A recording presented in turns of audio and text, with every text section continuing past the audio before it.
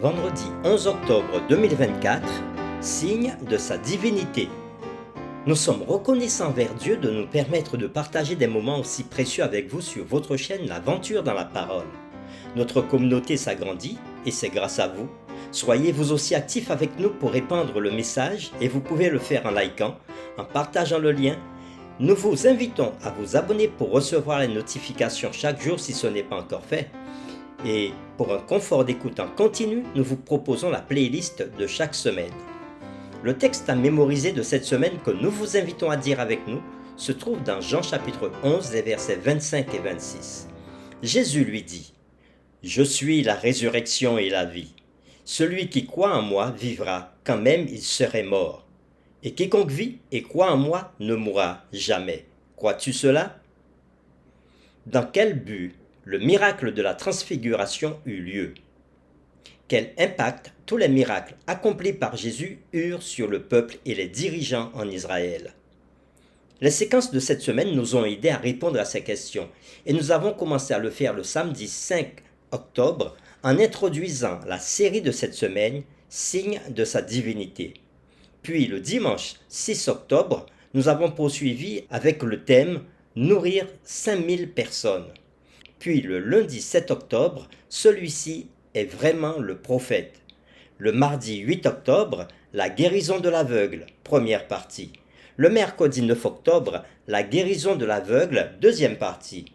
Le jeudi 10 octobre, la résurrection de Lazare. Et aujourd'hui, nous poursuivons avec des réflexions avancées. Parlons un peu plus de la guérison de l'aveugle, miracle que nous trouvons dans Jean chapitre 9, les versets 1 à 34.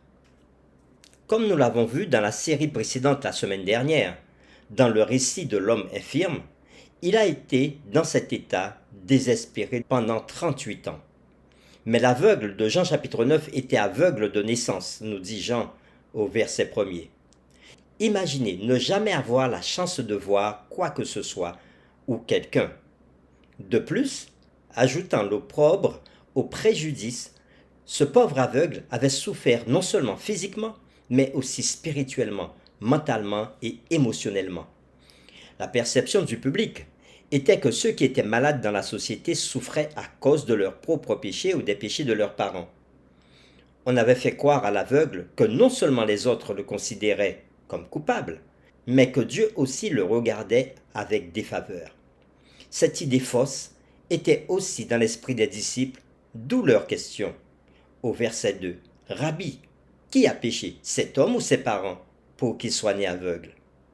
Dans leur désir d'attribuer le blâme, ils s'apparentaient à beaucoup de chrétiens bien intentionnés mais erronés aujourd'hui. De la même manière, les amis égarés de Job avaient tenté de le blâmer pour sa terrible tragédie et sa maladie. Apprenons de leurs erreurs. Pourquoi ne pas plutôt suivre l'exemple de Jésus en se concentrant sur la solution et non sur le problème? Il n'était pas venu dans ce monde pour condamner, mais pour sauver. C'est ce qu'il dit dans Jean chapitre 3, verset 17. La réponse de Jésus avait élargi la vision de ses disciples sur sa mission à un niveau supérieur. Dieu désirait utiliser la cécité de cet homme pour révéler son puissant pouvoir de guérison. De plus, ce miracle avait pour but de révéler que Christ est le donateur de la vie éternelle et de la sagesse, inspirant les gens avec la lumière de sa vérité et de son salut. Christ avait associé son œuvre à la lumière du jour en disant « Il faut que je fasse, tandis qu'il est jour, les œuvres de celui qui m'a envoyé. La nuit vient où personne ne peut travailler. Pendant que je suis dans le monde, je suis la lumière du monde. » C'est ce que nous voyons dans Jean 9, les versets 4 et 5. Comme il est révélateur et ironique que les chefs religieux, ayant leur vue physique intacte, aient obstinément refusé de voir la lumière que Christ faisait briller tout autour d'eux. Ainsi, ils s'étaient volontairement enveloppés de plus en plus profondément dans les ténèbres spirituelles jusqu'à ce que leur aveuglement à la vraie lumière soit irréversible. En revanche, l'ouverture de l'aveugle à la lumière de Christ lui avait permis non seulement de voir physiquement avec ses yeux, mais aussi d'avoir la perspicacité spirituelle éclairée, nécessaire pour reconnaître Jésus comme Fils de Dieu, qui seul est digne d'adoration. Jésus aurait pu guérir cet aveugle immédiatement, mais pour ses propres sages raisons, il voulait que l'homme affligé participe à son propre processus de guérison. Après avoir utilisé de la salive pour faire de la boue, le Sauveur appliqua le mélange sur les yeux de l'aveugle. Les mains qui avaient fabriqué et appliqué le mélange étaient celles du guérisseur et du Créateur lui-même, qui avait façonné la terre et les étoiles. L'aveugle, ainsi oint avec la boue, obéit aux paroles de Christ et se rendit immédiatement à la piscine de Siloé pour se laver. Après s'être lavé, il fut instantanément guéri. Comparez cette histoire avec le récit de l'Ancien Testament de Naaman, général de l'armée syrienne. Naaman avait reçu l'ordre du prophète Élie de se laver 7 fois dans le Jourdain pour être guéri de la lèpre. Au début, Naaman s'y était fermement opposé, mais ensuite il céda et se lava et fut miraculeusement purifié. La boue ne contenait aucune propriété magique. Christ seul est le vrai guérisseur. Le Sauveur s'était simplement servi de cette substance comme d'un canal pour son pouvoir. De plus, nous pouvons soutenir que Jésus avait utilisé des agents curatifs simples pour encourager leur utilisation dans la guérison. L'écrivain Ellen White dira dans le livre Jésus-Christ à la page 825 « Le Christ s'est servi des moyens de la nature.